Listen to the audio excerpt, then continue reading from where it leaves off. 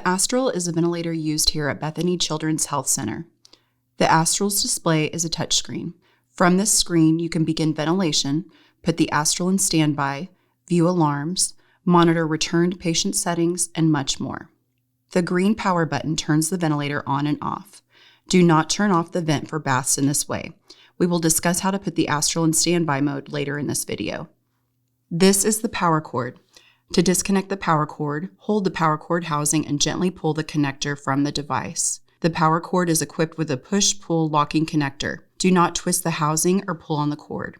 To reconnect the power cord, line up the white arrows and insert the connector. If the power cord is disconnected or if the Astral is not plugged in, the internal battery will last approximately 8 hours. The Astral has a micro USB port to allow for wireless monitoring through a modem. Staff with access to this feature can monitor the patient's vent remotely.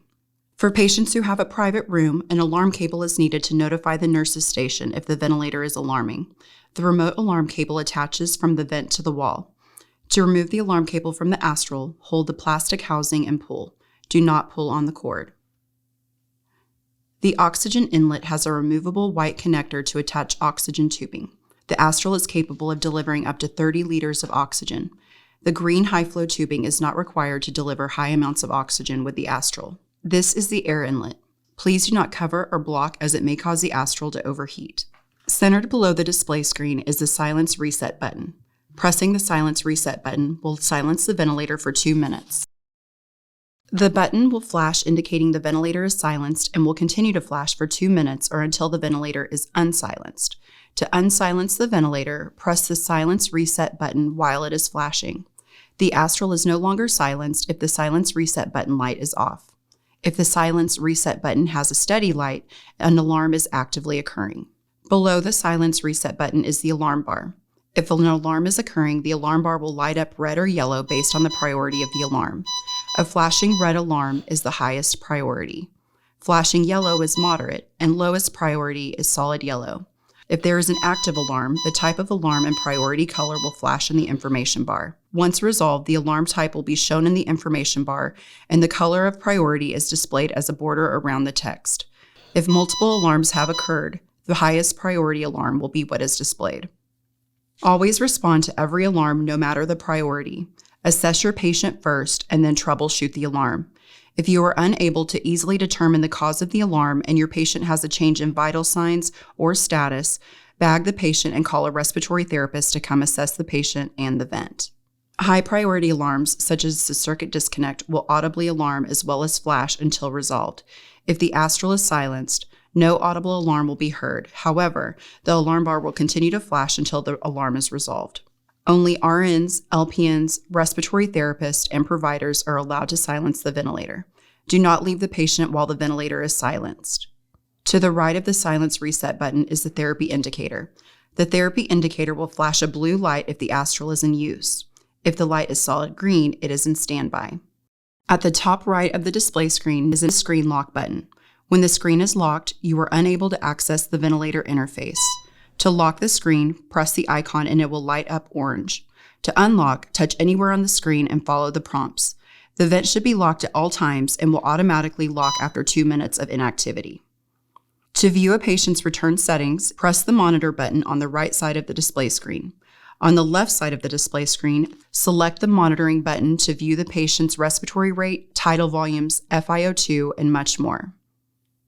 To put the ventilator in standby, such as when giving a patient a bath, press and hold the Stop Ventilator button on the bottom of the display screen for 3 seconds and then follow the prompts. You will need to disconnect the oxygen from the back of the ventilator prior to putting it in standby. Standby will be shown in the information bar and the therapy indicator will be solid green. Remember to turn off the heater. To start the ventilator, press the Start Ventilation button at the bottom of the display screen. The Astral will begin ventilating immediately. You can verify ventilation by the therapy indicator flashing blue. It will also no longer show standby in the information bar. Remember to reconnect the oxygen tubing and to turn the heater back on. To transport a patient on the Astral, you must bypass the heater. To do so, turn the heater off and disconnect the yellow and blue wires located at the side of the heater, allowing both wires to hang down. Disconnect the long ventilator tubing located at the heater and quickly attach it to the bacterial filter at the ventilator. The short tubing that was disconnected from the bacterial filter can be connected to the water chamber at the heater, creating a loop. This will keep dust and debris out of the water chamber. Never remove the temperature probes from the circuit, as this will cause a large leak and a high priority alarm. Remember to utilize an HME since the patient is no longer receiving humidification from the heater. Once the heater has been bypassed, you will need to disconnect the power cord, micro USB, and alarm cable, if applicable, from the ventilator. If your patient requires oxygen, disconnect the oxygen tubing from the wall and connect it to a portable oxygen tank at the appropriate liter flow. Turn off the oxygen at the wall. To remove the Astral from its stand, pull the metal pin located on the underside of the Astral and gently slide the Astral back and upward. After the patient returns from transport, reconnect the power cord, micro USB, and alarm cable. Reconnect the oxygen tubing to the flow meter at the wall and adjust to the appropriate liter flow. To reconnect the ventilator circuit to the heater, disconnect the long ventilator tubing from the bacterial filter and quickly connect it to the water chamber at the heater. The short tubing should be connected to the bacterial filter at the ventilator. It does not matter which end of the short tubing you attach to the ventilator. Plug the blue and yellow wires back into the side of the heater and turn the heater on. Remember to remove the HME. It is important to empty any water that accumulates within the ventilator circuit. Do not empty the water back into the heater, as this causes increased bacterial growth in the water chamber. The water will need to be emptied into the basin located at bedside. To do so, disconnect the blue and yellow wires from the side of the heater, allowing them to hang. At the heater, disconnect the long vent tubing that goes to the patient and empty the water into the basin. Be careful to direct water away from the patient and to keep the blue and yellow wires dry. We will be utilizing two different types of circuits with the Astral. The blue circuit is the single limb heated wire circuit with a constant and intentional leak. This intentional leak is caused by an adapter piece called a whisper valve. This leak is how the patient exhales. The whisper valve is located between the ventilator tubing and the patient. It is important to keep the whisper valve exposed and free of bedding, stuffed animals, and other items. The other type of ventilator circuit is clear and has two long pressure lines that attach to the front of the ventilator.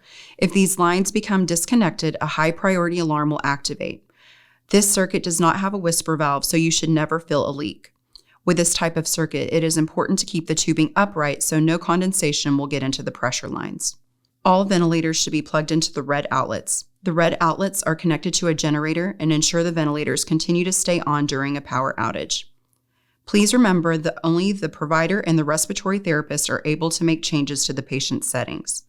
If you have any questions, you can contact any respiratory or nursing educator, as well as any charge respiratory therapist or charge nurse.